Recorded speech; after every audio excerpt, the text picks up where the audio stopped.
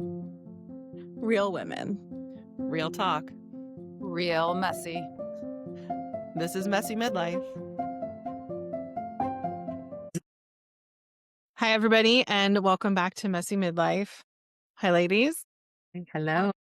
So we honestly aren't sure if we were going to use this, and we might choose to use this at some point. We decided to go ahead and start recording. We were sort of doing our debrief before we started recording, and we just realized that there was some important things that we are processing that might be important to share, but we're not sure. And I think the fact that we're not sure is the important part of talking about this too, right?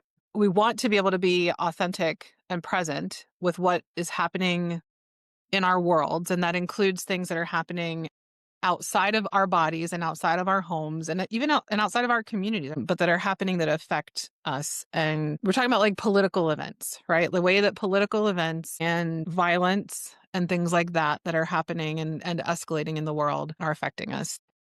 One of the reasons that I felt really excited and willing during this really hard time to add another thing to do this, one, of course, is to feel more connected to both of you because that's important during really hard times to feel connected to people who can feel uplifting and also understand what we're going through. Another reason that I felt called to do this is that in a world where everything is becoming more and more polarized, I am a very loyal advocate of the messy middle, right? Not just because we are in this perimenopausal state where everything is super messy and it is gray and we're having to reinvent so many things. But that is my view on my personal life, how I show up as a mother, how I show up as a wife, how I show up as a therapist and a doctor and a friend, is holding space for these really, really hard topics and understanding that my solution is not necessarily my friend's solution and that both can coexist and it is messy. And so we're talking about how having political conversations or conversations about politics is not necessarily where we want this to go because it can be so charged and polarizing. And at the same time, it is, in my mind, still a part of my dedication to the messy middle in every aspect of my life. And so just kind of trying to reconcile those things because I definitely agree that we don't want to contribute to a polarizing dynamic. Right. Well, and I think that's one thing that is valuable about all three of us coming to have a conversation, because before we got started, we were talking about how there are certain things that we are going to have strong opinions about, like very strongly held beliefs, but there might be also opportunities for discussion where perhaps two of us have very strong beliefs and another doesn't. I think that that's part of the importance of the conversation too, right? Is to be able to have the opportunity to have an open and loving dialogue. Like when we talk about these things that are very polarizing, when we leave it to people who have strong enough convictions or that their professional job is to talk about these things, we end up in more of a debate type of situation rather than Right, conversation. right, And right. debates don't serve anything except to get you more entrenched in what you already believe. I remember reading that it's been studied that debates don't change anything. Debates just get you to the point that you're more firmly believing your Mhm. side of things. And it's the same reason why arguments with spouses and any argument that you have where you're defending and trying to argue for your point, you don't get into receptive mode, right? And it's come up multiple times now. What can I receive today? I wonder if that's a question in politics too, or discussions about these things that, What can I learn today? yeah. Or for instance, I talked to you guys both about this a while ago, and this was again part of my reason for wanting to do this was the polarizing things, not just about health and well-being, especially health at this age. Like you have to use hormones. You absolutely can't use hormones. All the things that are coming at us nonstop that are not polarizing like the way that politics stuff, but still, It like, is, and it's currently very political. actually, Yes, and, like, right? yes, the women's health is absolutely very political right now, which I Yeah. know is part of it. But even something as silly as, like, how much protein you're eating, right? Or should you follow a keto diet or should you be following a plant-based diet? Or no vaccinations. I mean, it's Yeah, deeply ingrained in our politics right now, and it right. is deeply polarizing, and that is not real life. That is not real life It's in not. perimenopause, that is not real life in parenthood. It's just not real life, and I love what you said about the approach, right? Not debating, not digging our heels into our knowledge and our data and our facts, Yeah. but coming into it with an open heart. I think it is coming into it with an open heart, but I think that it's hard to sometimes say what you truly authentically feel because of how that can be taken. I think that's the big challenge which with what's happening on threads and Instagram and social media right now is people saying what they're feeling and everyone like dog piling on and jumping on that, right? And so I think there is, I don't know if fear is the right word, but I think there is a concern about expressing what you truly feel because you don't know who that opinion is going to reach. And I think that's the challenge. I think with things like our day to day hormones or no hormones or right, like that's a lot less explosive than Mhm. what's happening religiously, politically, gender roles, all of that type of stuff in the US right now. I think that perhaps because I am currently, like, they came for the Jews and then they came for this and they came for this, and then when they came for me, nobody was left to speak up for me, right? I am down the line, right? I am a straight presenting woman who is clearly white. If you are watching this on video, I am clearly white. I have a child, I have 2 dogs, I live in the suburbs. I'm not in the line of fire, nor do I have anybody in my family who has strong and loud opinions. For the most part, my family, even when we disagree, even when we are on different sides of the aisle for where our vote ends up going, we have a lot in common and we are all closer to the middle of things. So I think perhaps that makes it easier for me to understand conceptually that while there's a huge disagreement and huge polarization happening, I think ultimately everybody wants the same thing. What it looks like is different, but at the core, people are concerned about tyranny and they're concerned about excessive control. But the things that we're concerned about control and tyranny about are just vastly different depending on where we personally exist. And it's helped me to take a step back and see most people around us, even like our neighbors with signs for things that are different than what we think, that they are still by and large good people that see a different approach to how to get to the same outcome. Though, even as I'm saying this, like I struggle a bit still. I do struggle with some of the things, right? The two of you would be just like me with the way you present in your life.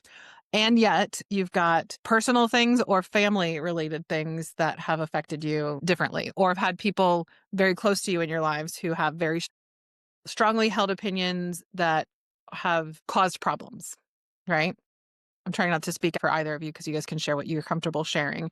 But I recognize that I'm coming from a place that I have a little bit more safety and a little bit more fluffiness around me, that I can step back and see things with a little bit of a different lens. But that lens might be wrong. Like I could be absolutely in the first they came for Karen and I didn't speak up. And then they came for Lisa and I didn't speak up. And then they came for me and then nobody was there to speak up for me. I could 100% be there. I think that what you said, like I have a very different opinion. Like if I see somebody with a sign or an opinion or something, I actually don't think they're good people. So Mhm. like, if I see somebody who has something up for something that I feel like is hateful, aggressive, degrading, I don't think that's a good person. 100% don't, and I don't want anything to do with them. So I have a really hard time saying, "Oh, you can express this opinion that's different than mine, but we still want the same thing and you're a good person," because I don't think that in a lot of cases that are happening right now. I can tell you looking at a family member who used to be in my life that's not anymore. No, I think she is a horrible person. Yeah. I don't think that with what's happening now, it's a difference of opinion. I think it is your morals and ethics and who you are as a human being and your integrity is not aligned with who I am. And I find it disgusting and despicable. So I was like, I have really strong opinions. When I have a Turning Point USA calendar mailed to my home from somebody, it's in the trash and you're out of my life. Sorry. I find that just despicable. Despicable is not even the word with how strongly I feel about it. Yeah. So I think that's the challenge is like, and we're allowed to see that differently, right? We're Yeah. allowed to say, well, I feel like this about people, I feel like this, but I think that's the challenge with how we express our feelings about this. The overarching picture to me is like nothing feels safe right now Yeah. on any level. I even think about that when I was reading some things on Threads and even thinking, are you interested in this post? Check mark or X. What's that going to be used for? Liking something, a post that's very politically charged. What's that going to be used for? I never would have thought that. I mean, when Instagram started, I thought it was like a photo editing app. I didn't realize it was social media. I've never been a social media person. I didn't have MySpace. I didn't have Facebook. I never did any of that. Right. And so I just am just very wary of all of that. Nothing feels like it's truly safe. I think that is so key. And when I think about what we're going through physically and emotionally within our microcosm of perimenopause and this messy midlife, just the general concept of it, not the specifics of 2025, I think that is a really central component of why this is so hard. I think when your identity is shifting so quickly because your body and your hormones are shifting so quickly and your roles as a parent are shifting every other day, so many things are changing constantly. There is, for us going through this right now, kind of like a baseline of change, and change historically does not feel safe. And then you add this climate, this social climate, and it's like everywhere we turn. I feel like I really recognized perimenopause as commencing when I turned 40, which was 2020. I was supposed to be in Italy celebrating my 40th birthday, and instead We were was locked not. down. Yep. yeah, and it hit me like a ton of bricks. All of a sudden, my joints started hurting. All of a sudden, I had this unexplained pain in my foot, and the list goes on and on and on and on. Yeah. And it's like, well, was it the pandemic? Was I just stressed? And it's like every day is like, what is it? What is it that it's causing this? And I still have no answer. Well, and So I like think, you said, like the shifting that happens too. This is the age where people have a tendency to become more conservative without even changing what they believe. And that can also be challenging because part of it is that when you're young and you're like an activist and you want things to change, you want things to get better, and then you're like, we did this and this is how we yeah, wanted it, and then let's keep it this way. Why are we changing something? And that's why older people tend to vote more conservative, and that it happens regardless of your generation. It tends to just shift, and it's more about we did this, keep it the way we did it, and like don't change anything because we're comfortable, right? I have a very good friend who is trained in psyops, and my concerns about all of the ways that social media and people with bigger audiences and louder voices are playing into things that you do for psychological operations to control people. And I don't want to be part of that. I don't want to be somebody who is like the sheeple being led, blindly following people who mean me harm, because there are plenty of people who get to power who are not people who should be in power, right?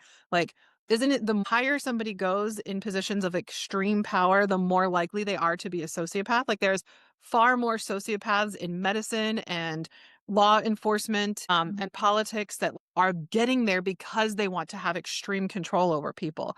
So there's part of me that is like, I don't want to be blind to something that might legitimately be happening, but I also don't want to be like following another breadcrumb that is still psyops, right? Like, how much of this is just psyops, and how much are we buying into these loud voices that are not like most of my neighbors, regardless of who they voted for, but making me feel like they're all going to be like that, and then creating even more and more and more division. And so maybe it's for my peace of mind and my recognition that there's a thing happening that is controlling the way we think and controlling the way we feel in a way that works against us. Yes. Yes. And that is why I deactivated my Instagram this morning, because I have been feeling sick and I have been feeling rage in measures that are really unprecedented for me. And that's Yeah. saying a lot because I come from a very emotional family with very intense and passionate perspectives and beliefs and feelings. But I know that this is by design. And I know that I can boil down my thoughts to what is most critical for me and what is most important for me. And I believe all of those things. But when I go on social media and I see things that are actually happening, and they're just facts, right? That are just being Right. put in front of me, and that triggers rage. And then there are other posts that are fueling that rage. I know that this is happening on both sides, right? And I actually read a post about the most powerful or the most rampant addiction right now is rage. Yep. And the needle is social media. The needle is your phone, your device.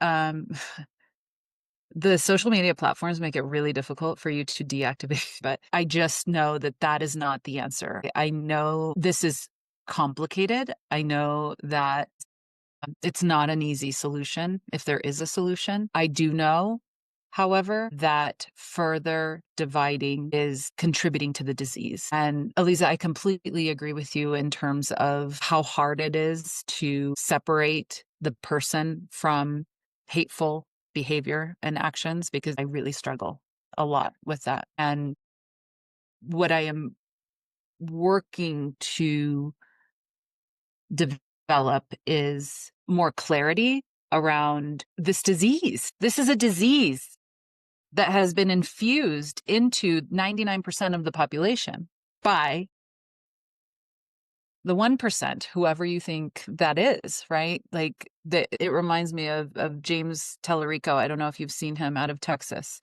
He talks about this is not about left and right. This is about top and bottom, and the division that is being created. And I know that the whole point of this recording was for us to not get political.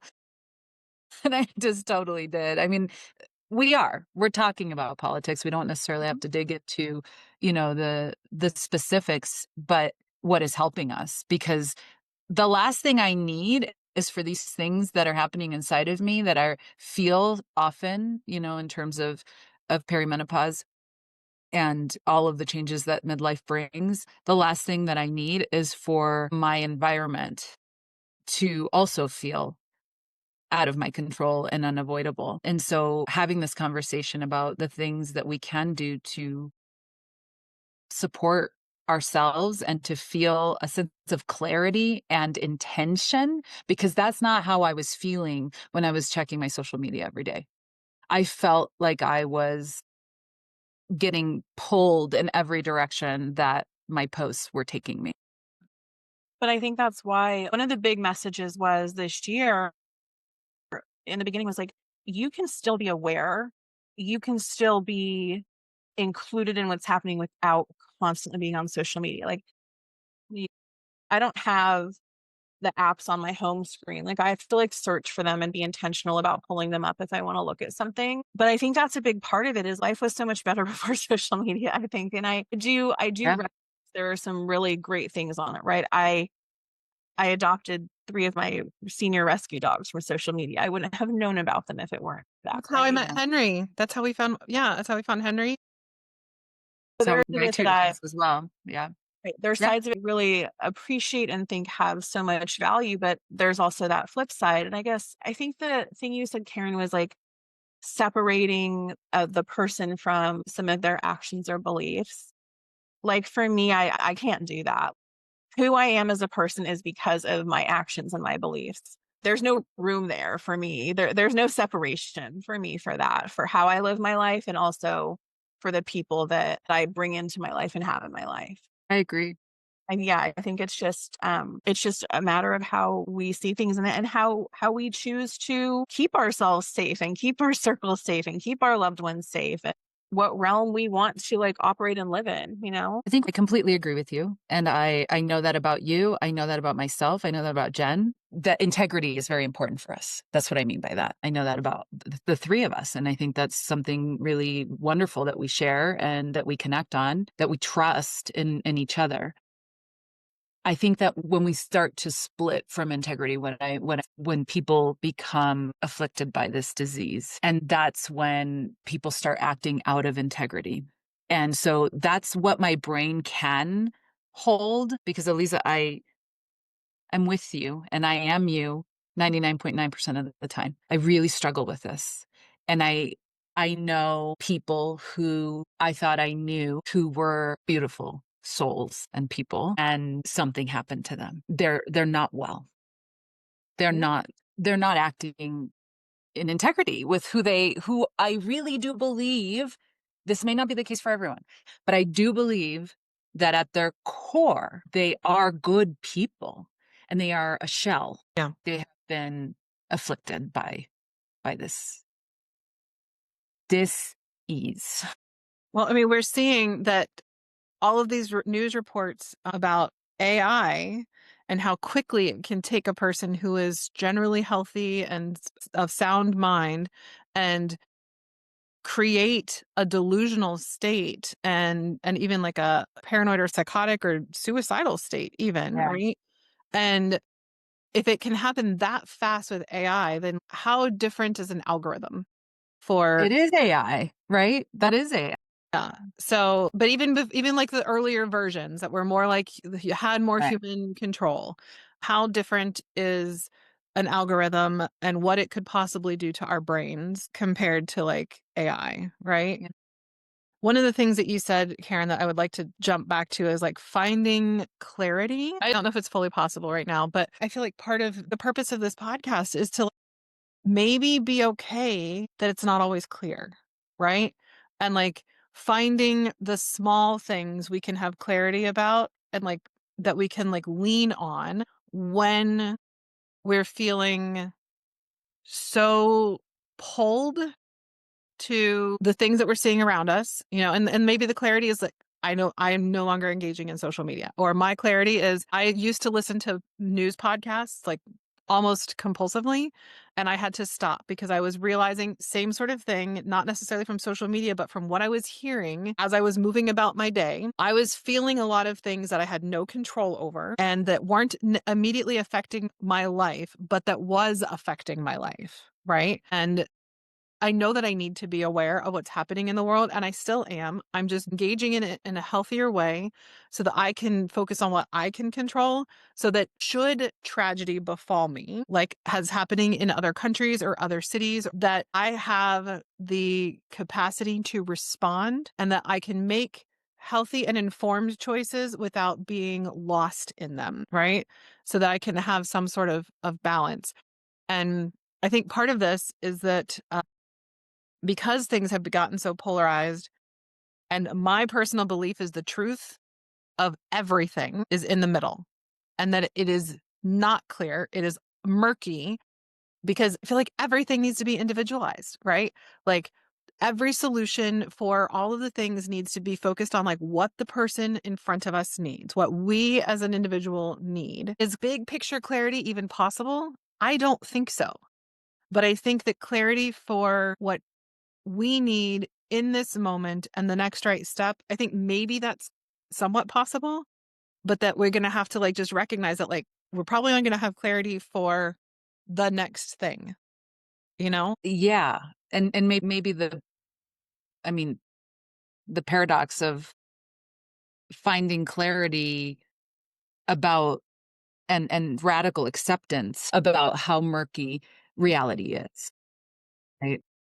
And I think that's maybe what I'm understanding you to say, Jen, is this is about an acceptance, right? And Yes. maybe with clarity, that's the type of peace that we can have, that things are really messy, things are really murky. There's no end in sight. Even, we were talking last episode about that chart, that U-shaped chart, even with the supposed end of this difficult bottom in the Mhm. mid life being about 10 years out for me. Is it? Do we know for Right. sure? That's the murky. Yeah, and that's like maybe the studies were done at a different time, like maybe they were done in the early '80s when the boomers are just like, yeah, everything's great. Our parents did all the hard stuff for us and now everything's going to be great. We're going to ride it through. So yes, I'm talking about acceptance. That has been my word for like 5 years. My therapist has walked me through acceptance and commitment therapy. I think it is the most amazing, powerful tool ever. Dialectical behavioral therapy, mindfulness, and acceptance and commitment therapy. I think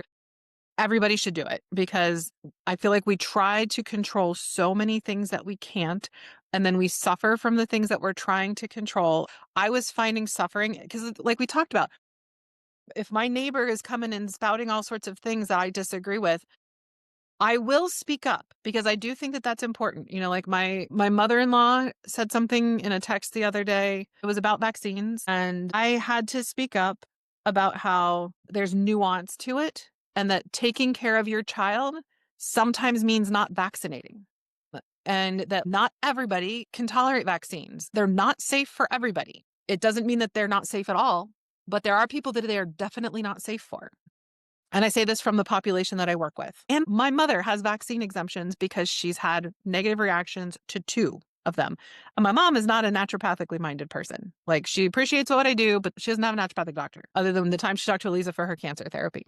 It is accepting that there are things happening around me that I can't control, that there might be some really bad things coming our way because of the things that we can't control.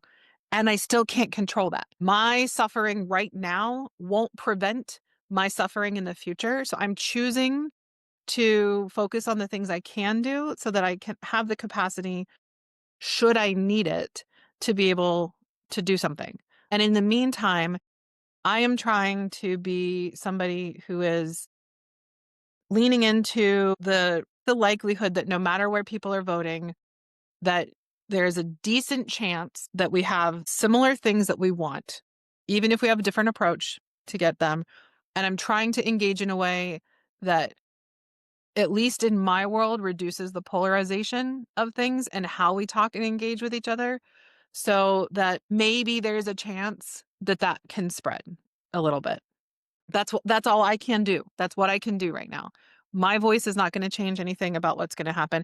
And you said there's no end in sight. I have assurance. This will end. Everything ends, right? Everything is temporary. I don't know when it's going to end. Is it going to end in our lifetime? I hope so. I hope so. And historically, yes, it will.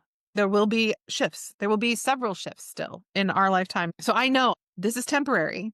This will end. I don't know when it will end. And I just have to do what I can do to take care of myself and the people around me. And the better I feel about what's happening and then my immediate family, my extended family, and my family, my neighborhood, my community, my city, like, I can expand out. It's like the loving kindness meditation, right? You have to start inside and then you go out and out and out. I'm trying essentially to do like a living loving kindness meditation where I'm focusing on being okay here, my child, my husband being okay, my dog's being okay.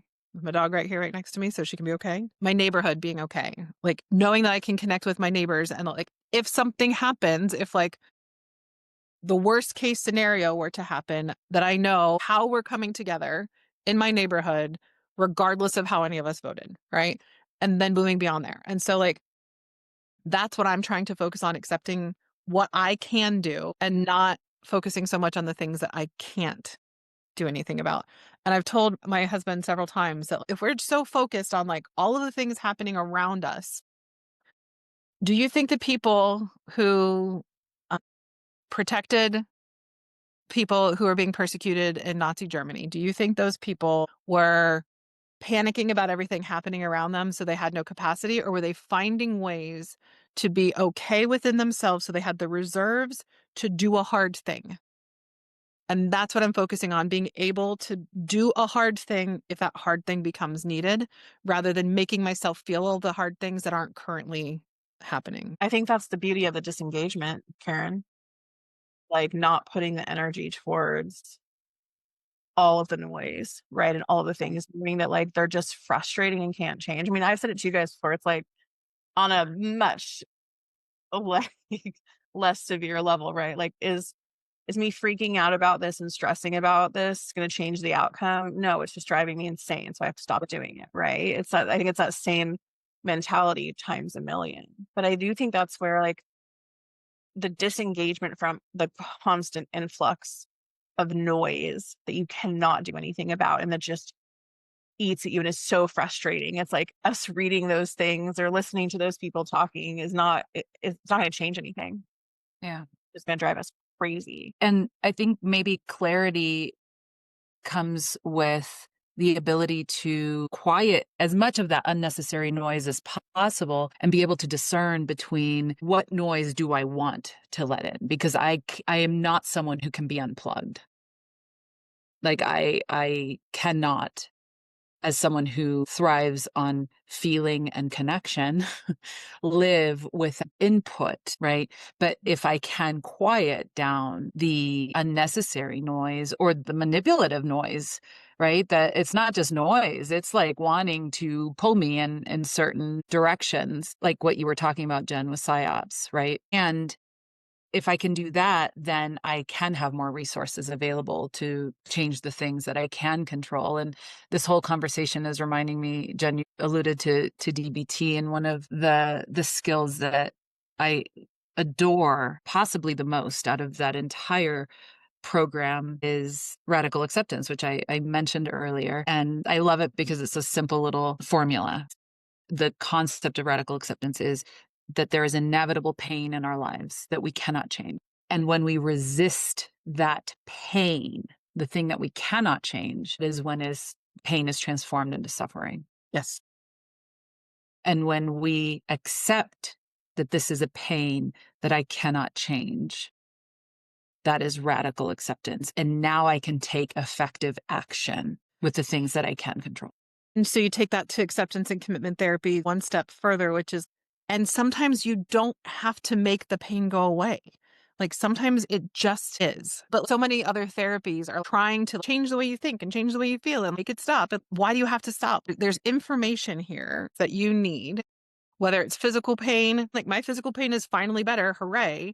But I needed the information that there was something that needed attention and that it needed support. Emotional pain, it's information, right? Yes, you want things to improve, but they may or may not, it just depends on the circumstance. But just making the discomfort go away isn't addressing the discomfort. Right. Anyway, that's on a different topic and I'm taking us away. It's related. I think that that is how rage is being used to sedate, ironically, Mhm. and also mobilize. And social media is sedative to the pain. Well, it's also a way to blame other people, taking it That's away from you. It's not my fault. It's somebody else's fault. This isn't a me problem. It's a we problem. And sometimes it really is a we problem that needs addressed. And sometimes it is not actually a we problem. And that's part of the thing. Like when you're saying you want to be able to unplug but not fully unplug so that you can still get like the things that are maybe less biased or whatever. It's all biased. That's the thing. I would encourage you to do an experiment for a little while, like a month, so long enough that it's uncomfortable. That makes you that when I and you didn't make a face when I said a month, so maybe that's not long enough. But I would encourage you to I don't know what you're gonna say. So to actually not like at least for like news things to not engage at all. And if you want to be on social media to connect with people, that you intentionally unfollow or mute anything that would bring news or things that are shared related to news so that you're staying involved with things that you care about that matter to you in your immediate life and your interests, but that aren't news. And I would encourage you to disengage from that for how long you feel uncomfortable with, and then a little bit more. And I found this because I did this for a while. It took me 8 months to fully get to the place that I was like, okay, I can engage in reading the news in a healthy way that I cannot get reactive to it, that I can take the information in and look at it critically. I will tell you anything you actually need to know that will you will affect find out. your life, you will find out about whether you are reading the news or not. Like you could have no phone and no internet and you Yeah. will find out the things you need to know about. Yes. So I would encourage you to disengage because I'm willing to bet that there's at least a little part of you, like me, like how I used to be, that has a compulsive feel with it. And that there's anxiety that you are feeling about needing to know as if you can be prepared and have some sort of control. And that you really can't, and that you need to have that step back to recognize you will know the things you need to know when you need to know them. And you can regulate your own nervous system in a way that you can handle the things you need to know more effectively. I hear the wisdom in what you're saying, and a part of me is 100% with you. Clearly, the part of me that deactivated Instagram is 100% with you. There are people right now that have special apps that tell them where ice is so that they can be safe. Right. Right. So now we talk about privilege. I I could I could be that person who, and by that person I mean I appear white. And so I could step into that privilege, and being half Mexican, I have a lot of brown people in my life. And so is there a compulsion, and kind of like an addictive element to this? Of course there is. I'm not denying that at all. How do I reconcile the people in my life who are literally fearing for their lives? It's just really difficult to navigate. And then I come back to what you're saying about, well, the best support that I can provide them is by being resourced. And maybe my job isn't to be on those apps, and my job isn't to, know the acute information. Instead, be able to pick up the phone when they call. I agree with what both of you are saying, and I think that that's also an important recognition, Karen, and something I'm working on too. How can I be of best service? What can I contribute? What are the things that I can do? Rather than getting overwhelmed with all the things I can't, like what are the things that I can do? And what are the things I can do for myself to also keep those boundaries really strong? Yeah. I don't think this is any different than our non-political conversations, frankly, right? I mean, it feels so charged and so heavy and on such a larger scale that it's easy for us to lose sight of this, but it does come back to the same things we've been talking about.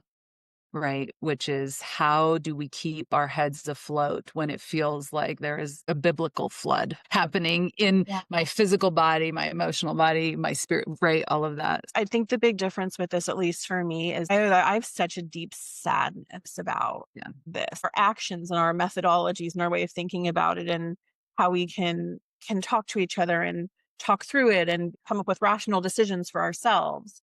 Totally, it's the same. Feel this type of like deep, overwhelming sadness in every cell of my body for talking about hormones, talking about parenting my daughter, right? Like it's just there's something for me at least in Sure. this. Sure. It's amplified. It's just, yeah, it's beyond any type of emotion I ever expected to feel. Like what's happening now is beyond anything that I truly thought was Yeah. possible to experience. I knew becoming a mom was going to be hard. I knew going through menopause was going to be hard. Like I knew those things. This is to me is like this uncharted territory that wasn't even in my realm of possibility. Yeah. So I have not cried as much about anything else. So I am with you 100%. And there have been some deep, dark, and I know you both have had them, deep, dark experiences with menopause, with, you know, fertility and family and a lot of other issues, and our physical pain we've all experienced, right? Like so many tears. But I have not personally cried as much about anything else in my life as I have about the suffering that is happening right now. And this is where, especially you as a highly sensitive person, this is where I would ask you, like, I understand that there are people who are suffering and that have to track where ice is because they are scared for their safety. And does you knowing that like at a deep level and following that, does that help them? And does it help you? It doesn't help either of you, is my argument, right?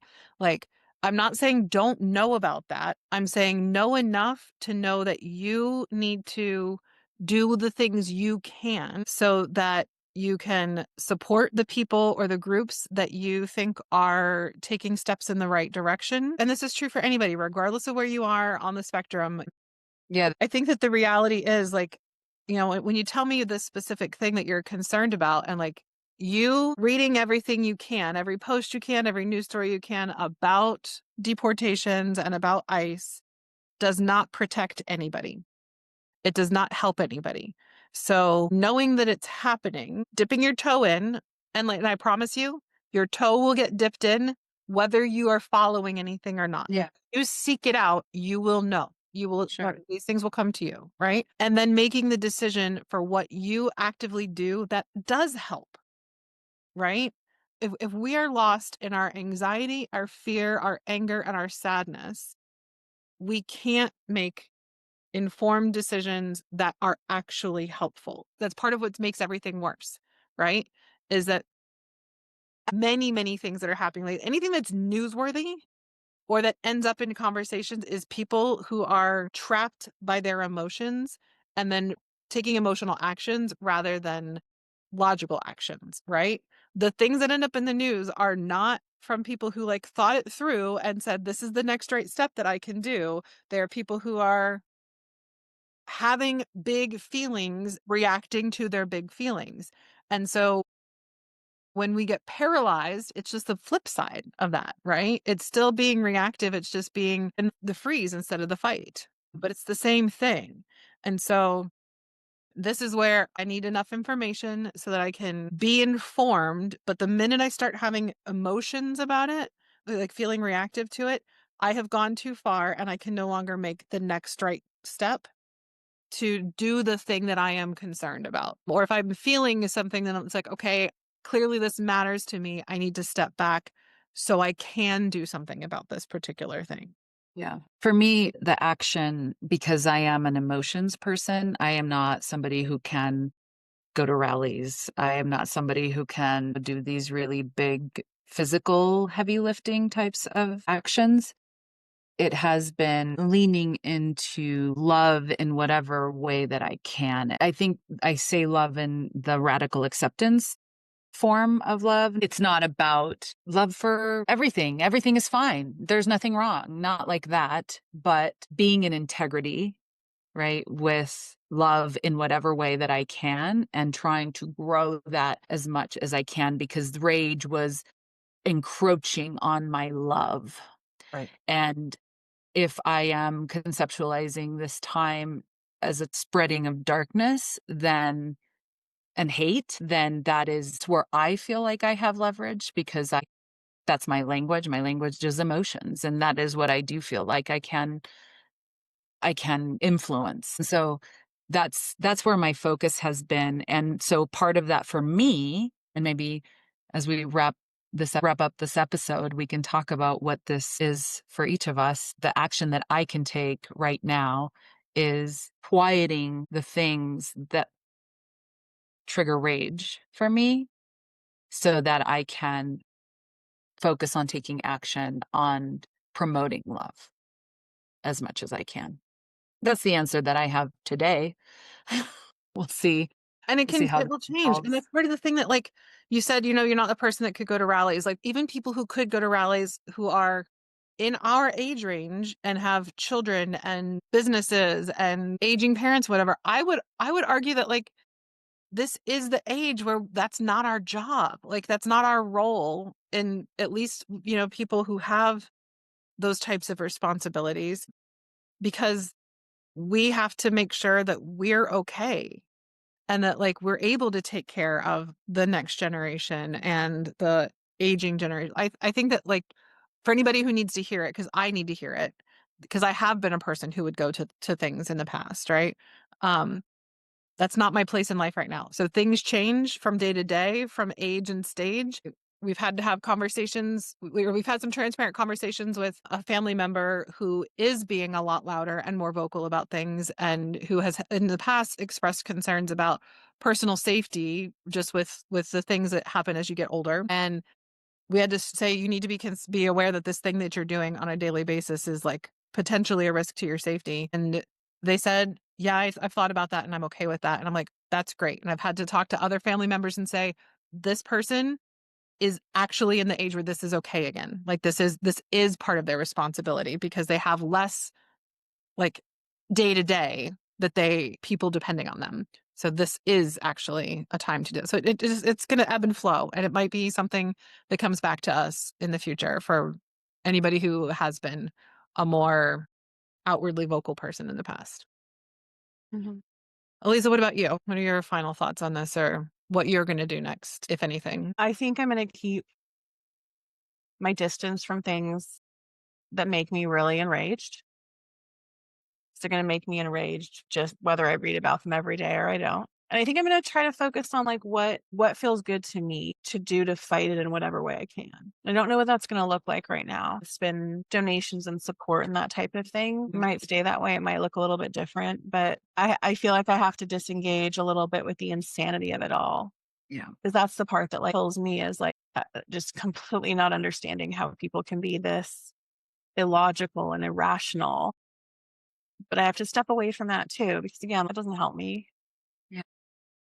There's illogical and irrational people everywhere every day. I think I am going to lean into more conversations, I think is ultimately where I'm at. I've pulled away, I think, enough. I've done what I need to do to regulate and calm my nervous system about the things outside of my world that I can't control. I'm still working on a couple of things in my life and the things that are showing up that demand my attention. But I think part of the challenge is that we do need to step back, but I think we need to step back until we are able to engage in conversations with nuance. And I think that I'm there.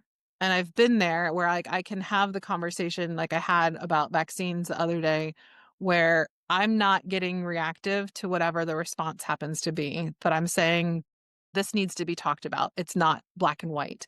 And I think that the more we are willing to have conversations about the gray areas or like the beautiful colors between the black and the white, the more we can depolarize, right? Like we can get into that place where we blend more and see that most of it is gray, that it might be really, really, really, really light gray, like the repainted outside of my house that looks white, but it is actually gray. Um, and it might be really close to black, but it's not actually quite black. It's like charcoal gray, right? That like, but still see that there is more mixing and overlapping than we think. And I think part of it is not making assumptions about the people I talk to, but still speaking the truth that I see. I loved what you said about the beautiful colors in between. I think I might start using that instead of the gray. This middle can be so much more vibrant than gray. It is. It's not about mixing the two necessarily. It's about seeing Right. this a whole spectrum of colors, and it can be so wonderful and beautiful. And you don't have to think all the way this way or all the way this way. There's so many things that are valuable in their own right and make things far more beautiful if you see it all. Anything else, ladies? No, I There's a feel lot. Exhausted for today. yeah, We yeah, let it all yeah. out. Yeah. All right. Well, and we managed to talk politics without directly talking politics, I think. So it was, and that Mostly itself is a little exhausting, right? I crossed some lines, but generally. I don't think so. I think, I mean, you told your truth, right? Without necessarily speaking the whole thing. And maybe at some point, maybe you need to. And if you do, that's fine. All right, guys. Love you. Love you. Bye. If our messy is your kind of messy, we'd love for you to rate, review, and follow or subscribe wherever you get your podcasts. We'd also love to know what's on your mind. If you were to join us, what would we be talking about? Email us at messymidlifepodcast@gmail.com or message us on Instagram or TikTok.